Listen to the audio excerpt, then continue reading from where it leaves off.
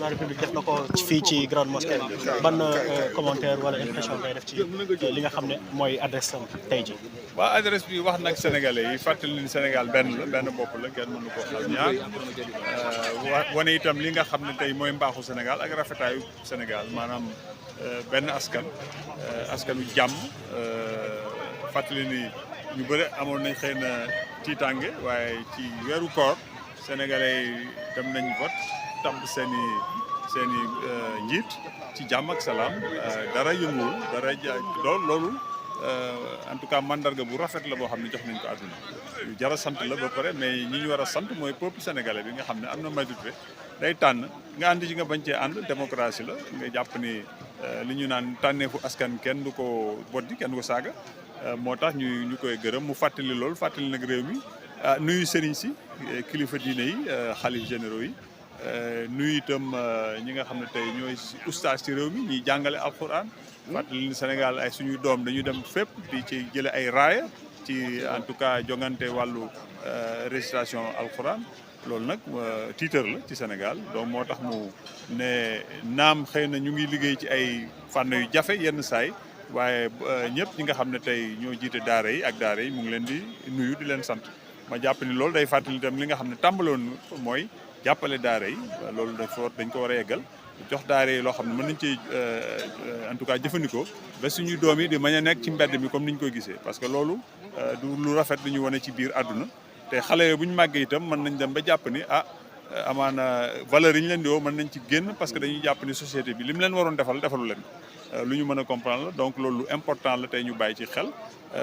nguur gi fi génn am na ay jumtuwaay yu takku ak ndimbal yoo xam ne jagleel na ko daara yi bu président waxee nii damay dal sama xel damay jàpp ni xëy na loolu danañ ko continuer. Alors monsieur le maire, en français juste un résumé par rapport au discours du chef de l'État après sa prière de la Korité. Mais un message qui consistait à vanter les mérites du Sénégal et des Sénégalais, qui est un peuple uni, un peuple qui est attaché à sa démocratie, un peuple mature, qui, dans ce mois béni de Ramadan, est allé aux élections dans un temps pas très important, mais qui a démontré à la face du monde que, quelles que soient les inquiétudes, nous restons un peuple uni et savons, au moment venu, faire les choix qu'il faut, dans la paix et dans le respect des autres. Et une fois que le verdict des urnes est là, les Sénégalais, vous avez vu, sans aucune manifestation, ont adhéré à cela parce que c'est ça la démocratie. Donc nous sommes un pays de démocratie, nous sommes un peuple mature qui sait aujourd'hui, nous votons depuis 1848.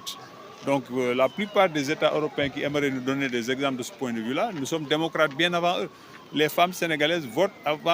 bien avant la plupart des femmes occidentales et autres. Donc ça, il faut que les Sénégalais le sachent. Nous sommes un peuple de démocratie, un État stable, l'État l'a démontré, parce qu'en quelques jours, organiser des élections sur lesquelles aucun n'a eu à contester, ni l'opposition, ni le pouvoir qui était là. Donc ça veut dire que c'est une organisation qui, en tout cas, est bien faite. Le président de la République a salué, remercié tous